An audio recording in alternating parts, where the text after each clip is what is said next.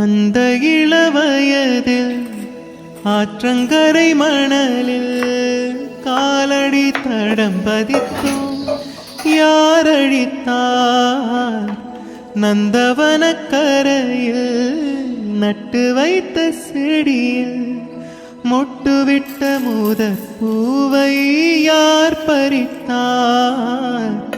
காதலர் தீண்டாத பூக்களில் தேனில்லை, இடைவெளி தாண்டாதே என் வசம் நான் இல்லை. தொட தொட மலர்ந்ததென்ன பூவே, தொட்டவனை மறந்ததென்ன?